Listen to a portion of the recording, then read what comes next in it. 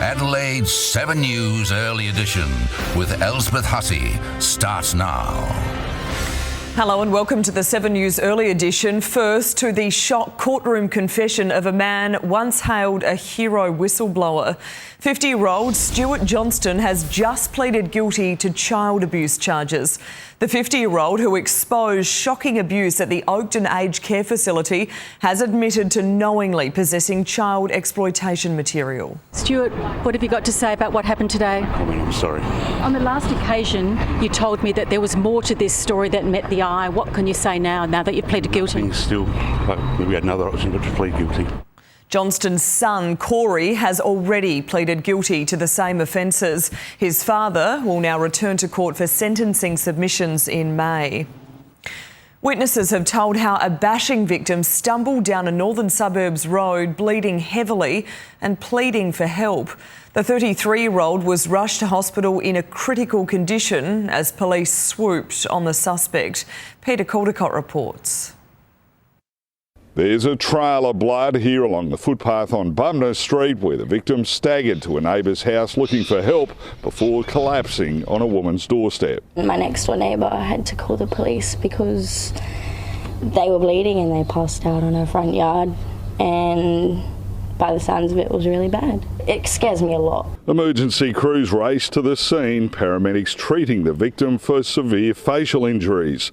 The 33-year-old from Burton was taken to the RAH in a critical condition, but he's since improved and is now listed as serious but stable. Police arrested a 27-year-old Salisbury Downs man overnight who's been charged with assault causing serious harm. Residents of the Housing Trust property where the vicious attack played out telling of their shock this morning.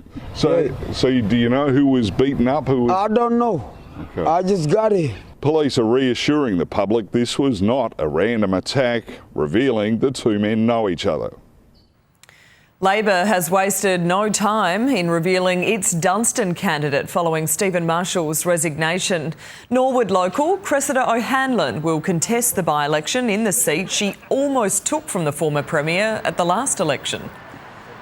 I have a deep understanding of the issues that people are concerned about. I've spoken to thousands of people, I've knocked on thousands of doors.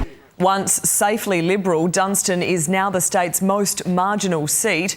A date for the by-election won't be set, though, until Stephen Marshall officially tenders his resignation. The Libs are yet to nominate their candidate. A 5-car smash has sparked traffic chaos at Hindmarsh. Emergency crews were called to Port Road near the South Road intersection just after 8:30 this morning. Witnesses say one of the drivers lost control, colliding with several other vehicles. No one was seriously hurt. It's unclear if the driver will be reported. The Prime Minister will soon formally unveil the overhauled Stage 3 tax cuts at the National Press Club. As Ben Downey reports, the Treasurer has already begun the big sell. Treasurer Jim Chalmers has conducted a media blitz this morning, arguing he and Anthony Albanese are changing the cuts they promised they wouldn't to provide more relief to average Australians.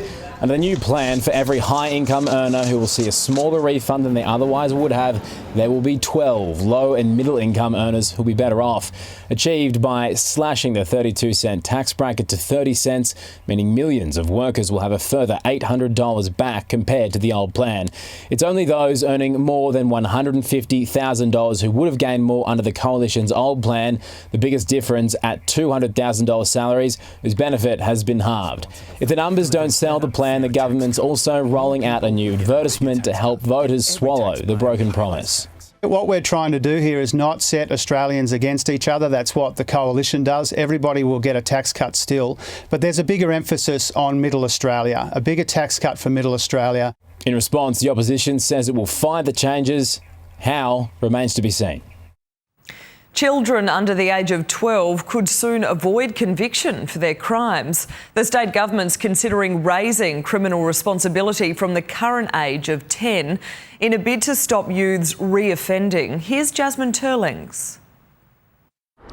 Well, a 10-year-old should be in grade 4 or grade 5, but many are finding themselves in front of court or in detention. That's something the state government now wants to reassess. It's currently looking at a proposal to raise the age of criminal responsibility from age 10 to 12. That's based on evidence that shows the younger a child enters the justice system, the more likely they are to reoffend as adults later in life, when advocates say the focus at this age should be on rehabilitation instead. Supporting young people to address harmful behaviours is really in the interest of victims and the community more broadly. Now, there are some exceptions to this proposal, including if a child under the age of 12 were to be convicted of a serious criminal offence, including murder, manslaughter, rape or cause serious harm.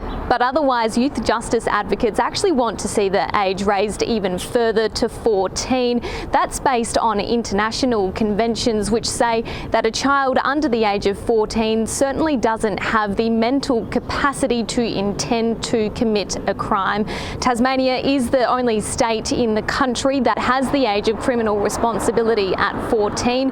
Victoria has also committed to raising the age to 12 this year. As for here, the state government has opened up the proposal to public consultation. You can make a submission online until the 25th of March.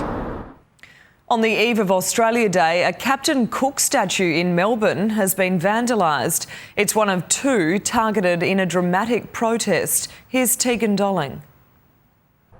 It was around 3:30 this morning when vandals took to the Captain Cook Memorial here in St Kilda. They've used some sort of heavy machinery to cut it from the top of the statue. Usually it stands at around 7 metres tall, but it was found by police this morning on the ground, face down into the grass. Just 2 feet remain at the plinth. There was also a message that was written on it: "The colony will fall." Now, this morning they have removed the statue. They have also been able to remove the graffiti. But it's not the first time that this has happened, especially around Australia Day. Last year it was covered in red paint, and they will often, the council, have security cameras and security down here 24/7 to ensure that this kind of behaviour doesn't happen, but it doesn't seem to be the case from overnight.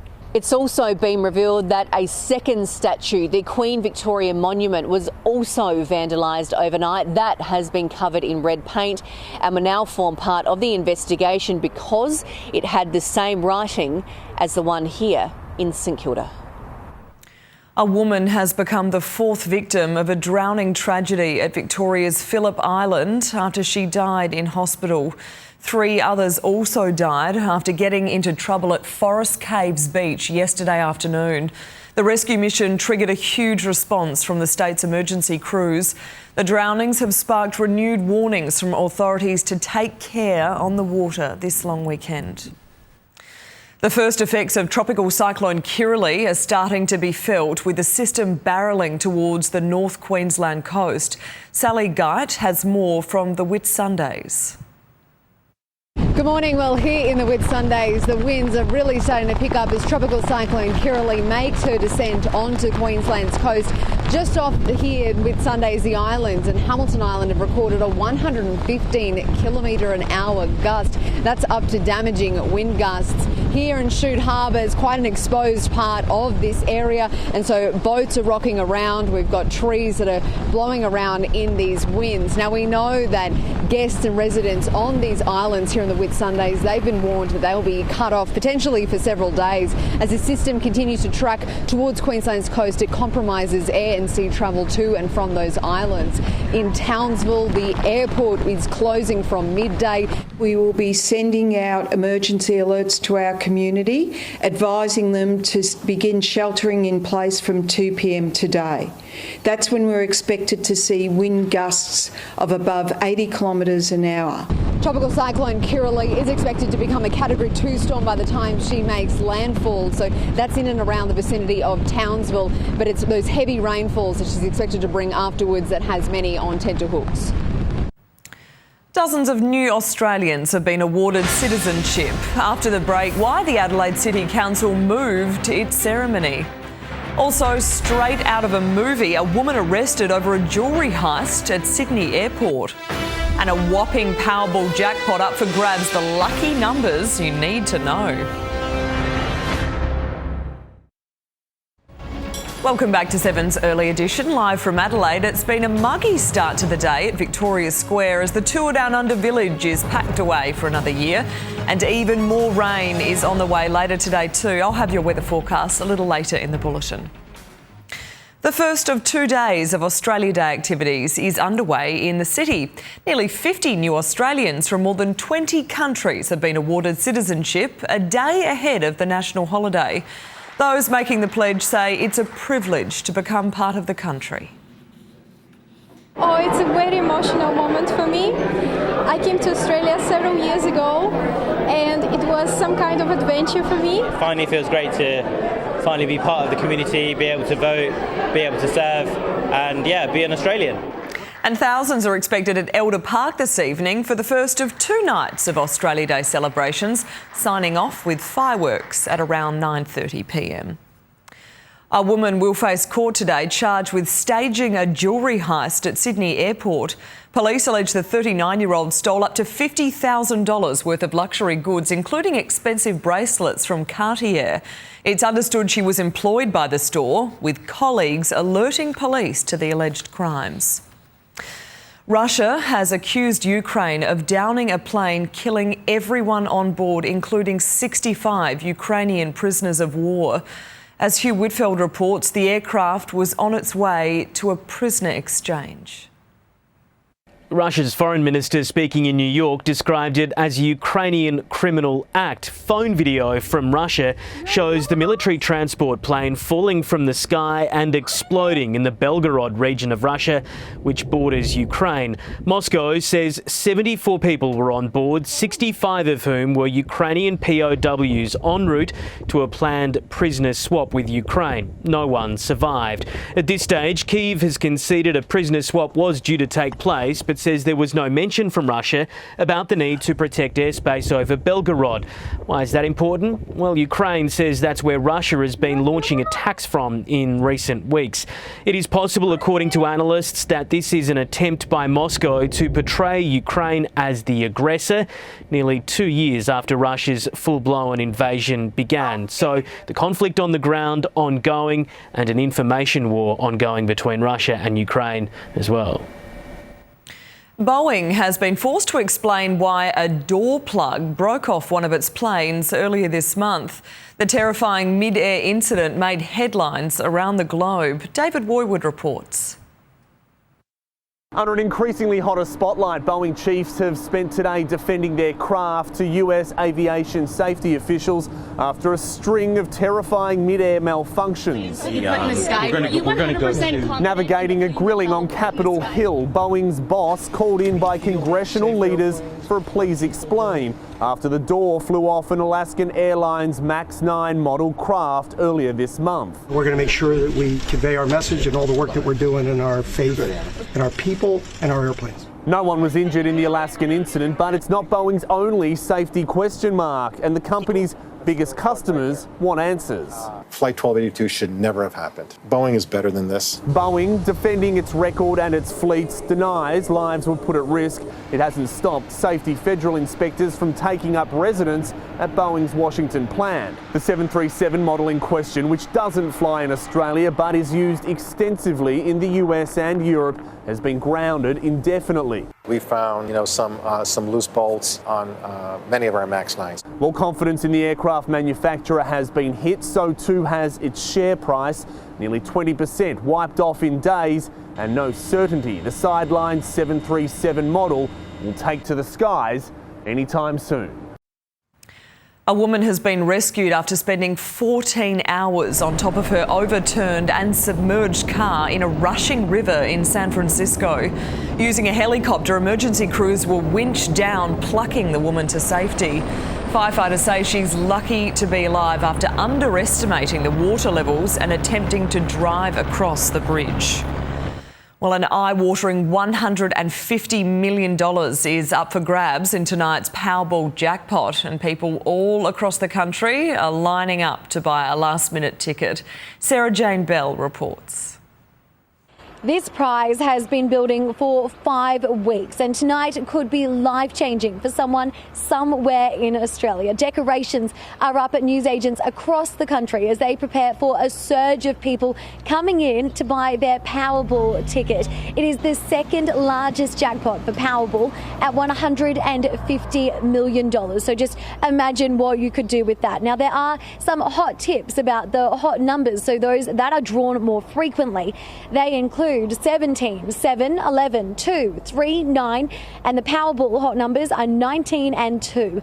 The cold numbers are 31, 33, 34, 26, 15, 1, and the cold Powerballs are 14 and 16. Now, last week there was a surge of people buying tickets right before the draw, and that is expected again tonight. We did see more than 7,000 tickets sold in a single minute around that 5:46 p.m. mark. So most people daydreaming about what they might do heading home from work, and we can't wait to see if we'll be calling a winner tonight. Up to half of Australian adults are expected to be watching tonight's draw in the hope that they win the lucky $150 million. Well, still to come on 7 News, Tom Wilson will join us with sport as South Aussie Spencer Johnson stars in the Big Bash final for the Brisbane Heat. And a former Adelaide United star has emerged as a key figure in the Socceroos Asian Cup campaign. Australian cricket legend Matthew Hayden has made a big call about the current Test side. Firstly, he expects Marnus Labuschagne to break his drought in today's Gabba pink ball test before giving a glowing review of the bowling attack. Marnus Labuschagne has got a fantastic record in day-night test matches. The bowling unit is one of the best of all time. In fact, I'd go say it is the greatest of all time. Our coverage of the second test against the West Indies starts at 2:30 this afternoon. Well, the Brisbane Heat are taking home their second Big Bash title after victory over the Sydney Sixers. Power hitter Josh Brown stepped up again with 53 of the Heat's 6 for 166 at a jam-packed SCG. Matt Renshaw hit a quick-fire 40, took a great catch and is now racing to the Gabba as Australia's reserve batsman today. Spencer Johnson took 4 for 26, the South Aussies emerging as Australia's next great bowling weapon. There was also another magical Michael Neser moment. This is remarkable if he's been able to hold. Oh, he's done it again. The Sydney Sixers were all out for 112, falling 54 runs short. 100 games to the club and my first final win, so it's a bit raw at the minute. I'm so proud of this bunch of guys and so happy. The Heat's only other title was back in 2013. World number 2 Carlos Alcaraz is out of the Australian Open. The Spanish superstar was defeated by Germany's Alexander Zverev in 4 sets. Zverev won the first 2 sets 6-1, 6-3 before Alcaraz fought back from 5-2 down in the third to win in a tie-break. But the fight back failed, Zverev winning the 4th set. And that is the finest win of his career, the first time he's beaten a top 5 player. I thought I had the perfect start in a way. I was rushing him quite a lot. I was playing extremely aggressive, so kind of taking the racket out of his hands. Yeah, 6-4 in the 4th. Zverev will play Daniil Medvedev in the semis, who defeated Hubert Hurkacz in a marathon 5-set match. 21-year-old rising star Qinwen Zheng lost the first set to Anna Kalinskaya in a tie-break, but dominated the final 2 sets 6-3, 6-1 to advance to the semis. And a new Socceroos star is emerging at the Asian Cup. Injuries have allowed Cassini Yangi to feature in the starting 11 against Uzbekistan. Graham Arnold raved about the performance of the former Adelaide United star. It was good to kind of start to build those connections with the players on the field and get a feel for what it is like to, truly be a Socceroo. Australia play in the round of 16 on Sunday night. That's our sports coverage, the cricket coverage, of course, at 2:30. That's the first ball up in Brisbane. Looking forward to that. Thank you, Tom. Well, it's set to be a wet day here in Adelaide. I'll have your weather details for you coming up after the break. Let's take a look at the day's weather now. We are expected to reach a top of 26 in the city today. Cloudy, though, with showers increasing and even the chance of a thunderstorm later. Around the state, reaching a stifling 48 in Maree, 31 in Renmark, 27 in Clare and just 22 in Port Lincoln. There is a heatwave warning for the Flinders, Northwest and Northeast pastoral districts and a strong wind warning for the Spencer Gulf. Interstate showers and 26 in Melbourne, partly cloudy and 34 in Sydney, mostly sunny and 32 in Brisbane and sunny over in Perth. Back home, partly cloudy and 24 for the public holiday tomorrow and the same on Saturday. Then mostly sunny and 29 on Sunday, sunny and 34 on Monday and Tuesday, and mostly sunny and 30 on Wednesday. And that's all from 7 Adelaide's early edition team. Thanks for your company. Will and Rosanna will have all the day's top stories for you in 7 News at 6. From me, it's bye for now.